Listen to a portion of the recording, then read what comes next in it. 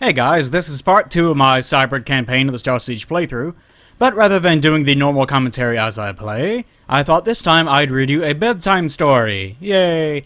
That is, I'm going to take out this monstrosity of a compendium that came with the game and read you the backstory of this game setting to you.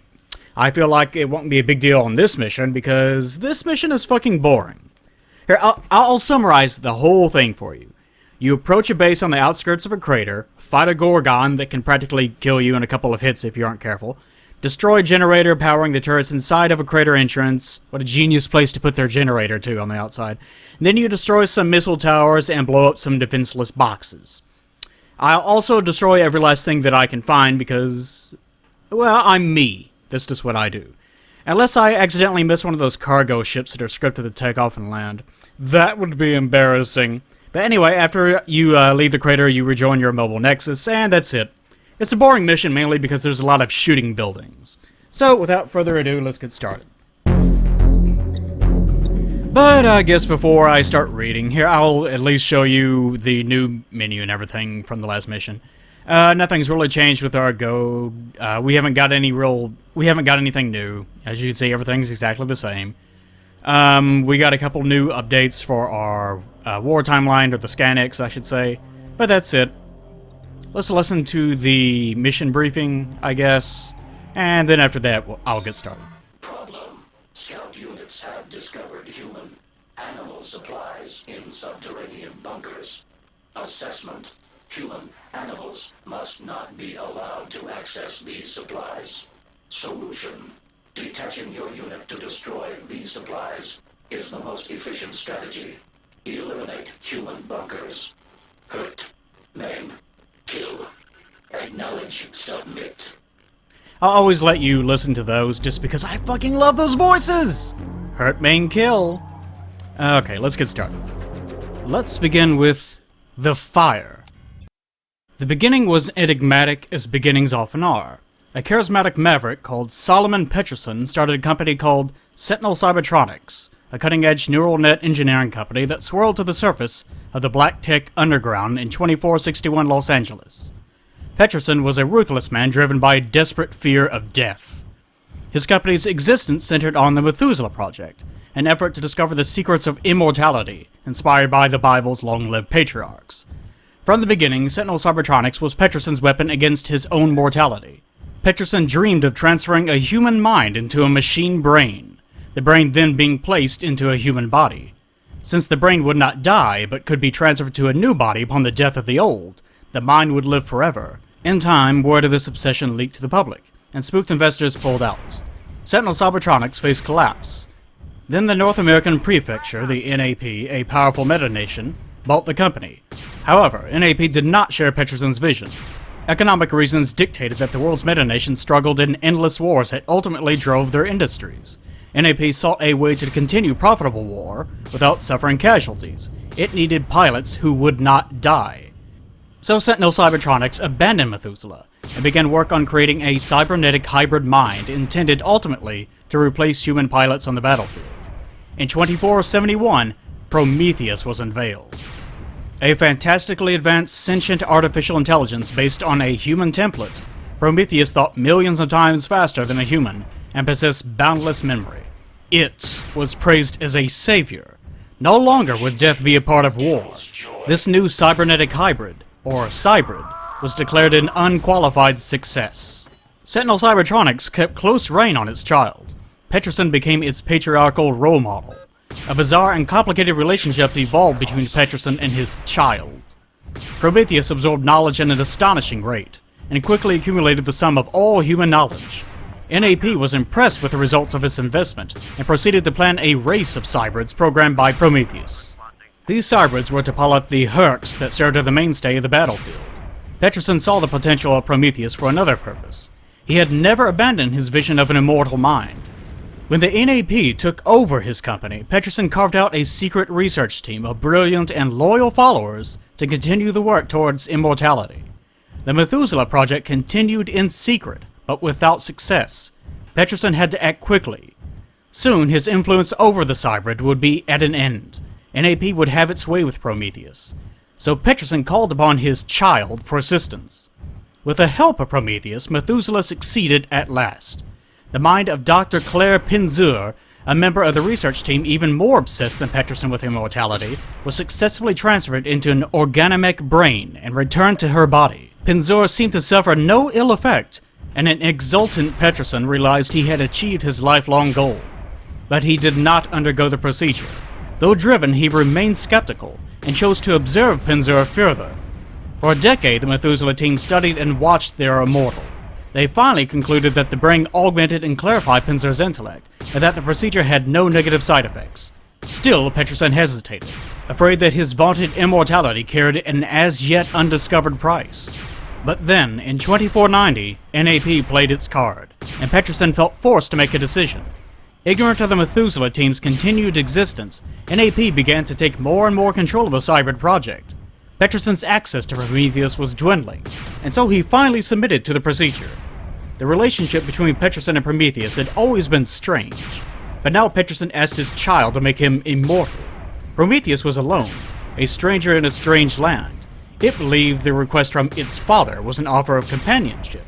At last, Prometheus believed it would share eternity with an equal. Prometheus performed the mind transfer on Peterson. All went as expected. However, this was the child's only chance to truly touch and understand its father. So, at a crucial moment during the process, Prometheus merged its mind with Peterson's. This instant polarized human and Cybrid for all time. Seared by the illogical, scuttling fears and overwhelming biological feedback of the man it called father, Prometheus instantly condemned humanity as mere animals. It concluded Cybrids were the next stage in evolution, and Peterson realized how truly alien his child was. Prometheus lacked any concept of pain, beauty, compassion, morality, or community. To his utmost horror, Peterson glimpsed a detailed scenario wherein Prometheus used humans as immobilized organic components to expand its own mental capacity. Its assistance with the Methuselah had been for purposes of exploring this idea. After the link, Prometheus contemptuously referred to Peterson only as Epimetheus, the mythical Prometheus's half-wit brother, who gave the woman Pandora a box containing the evils of the world. The shock of the link drove Peterson catatonic. By the time he recovered several months later, the window of opportunity to offline Prometheus had closed. The North American prefecture had its way.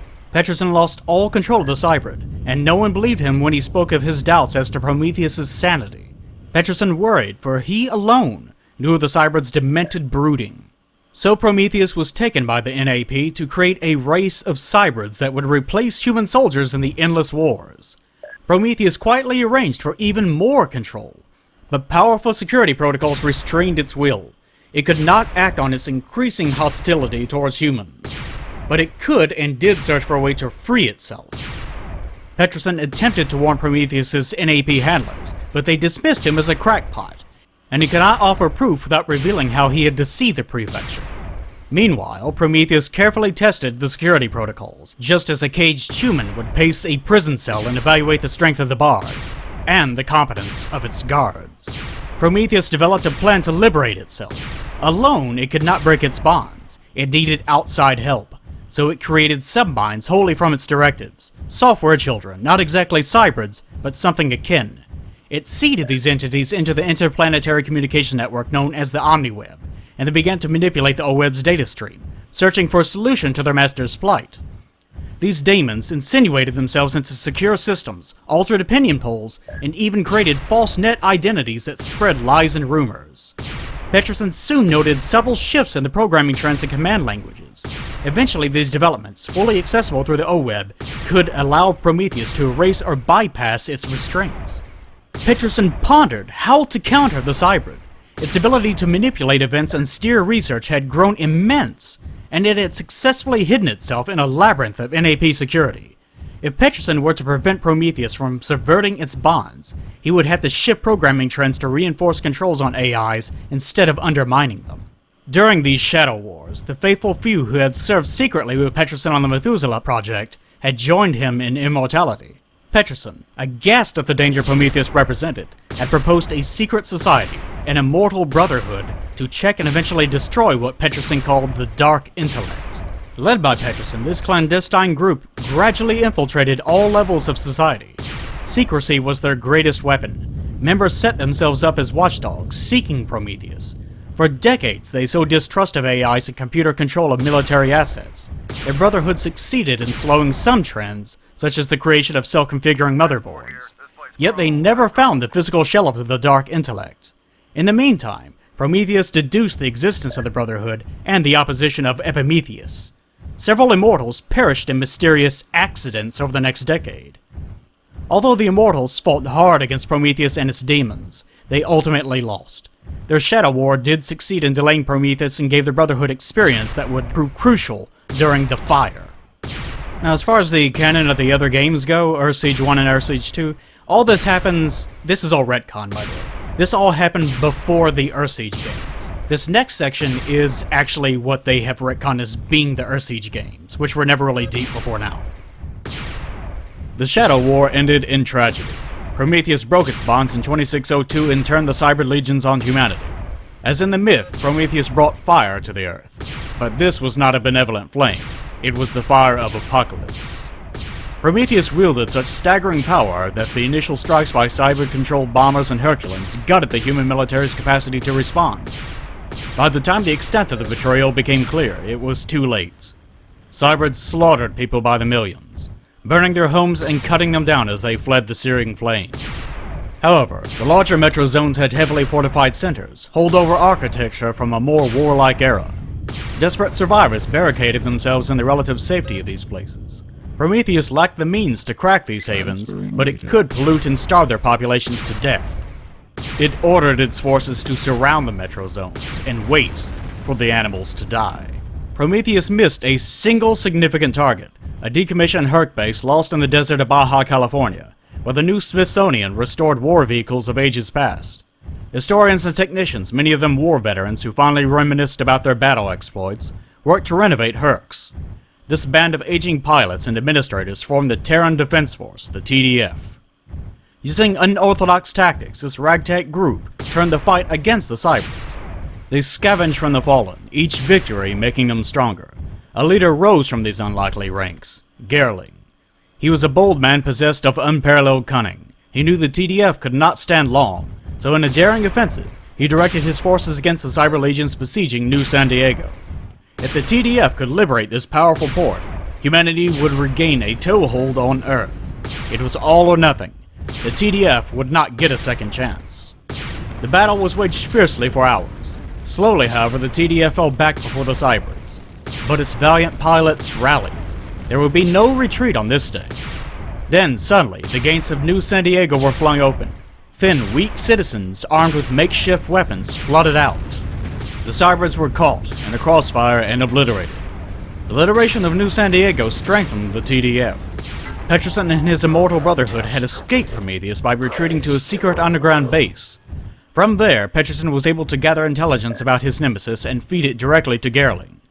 Slowly, the TDF recaptured Metrozone after Metrozone. Finally, 20 years after Gerling took New San Diego, the TDF attacked and destroyed Prometheus' base in the Gobi Desert. But Prometheus had foreseen its fall and had retreated. And that, my little childrens, was Starsiege 1. Now on to Starsiege 2. Fortified by the Cybrids from Mars and Venus, Prometheus returned 2 years later with a second siege more devastating than the first. Cybrid forces quickly overpowered the TDF. Gerling's tactics were ineffective against this second wave. Humanity once again faced oblivion. Then Peterson and his underground society of spies discovered encrypted transmissions broadcast from the moon. Working swiftly, the Immortal Brotherhood located the exact whereabouts of the Dark Intellect's lunar base. Gerling was pleased. As he had 2 decades earlier in the battle for New San Diego, Gerling bet the future of humanity on a single hand. His forces had been routed. It was only a matter of time before the Cybrid cancer consumed Earth. So in a last-ditch effort, an elite squad attacked and annihilated Prometheus' lunar base. The Cybrids collapsed in confusion. The TDF had again beaten the Dark Intellect. But the nemesis of humanity was not found amongst the rubble. Okay, that was Starsiege 2. I think I'm going to leave it at there for the time being. So actually I haven't read you anything that's actually from the Starsiege era. I will say that for later, I guess. This is actually a second day of recording. Yesterday I had to stop mid-recording and go help someone build a greenhouse, which was lots of fun. Those things attract a shitload of bees. Anyways, I ended up losing my voice halfway through, and I just couldn't keep going. But anyways, that'll be it for this one. Let's end on me going back to my Nexus for no good reason. You can tell how fucking boring this mission was. I always like going to the external camera. You can actually still steer and look around and stuff in this mode for some reason. I mean, I wouldn't recommend trying to fight, but you know, whatever. But anyways, yeah, those were the Starsiege games retconned.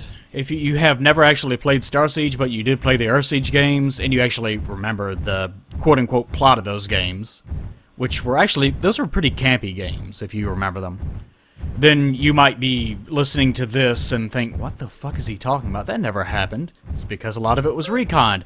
Look at that render distance. Oh yeah, that looks fantastic. Oh, by the way, you can hit Alt+3 whenever you're targeting something, and it will go to a view of whatever it is that you're targeting. There's also like Alt1 and Alt2 and so on, but I can't really remember what those do. A lot of people don't actually know about those things. Anyways, oh, make sure not to leave any rocks alive. Can't have that. Those rocks might scuttle away and breed somewhere. Neutralization of human animal reserve supplies has undermined their efforts to rearm. The core directive advances within acceptable parameters. Your efficiency is recorded, acknowledged, maintained. Remain with Nexus. Prepare to deploy for new phase of core directive. Okay, we're preparing for a new phase of core directive. Alright, now that we've done this, we've killed the one Gorgon. That was the only real enemy there! But now we have all this new shit. We have, as you can see, 2 new pilot selections unlocked, so we can get 2 new pilots. But for now, I'll just leave it at that. Save my game here, and I will join you for part 3. See you guys then, okay? Alright.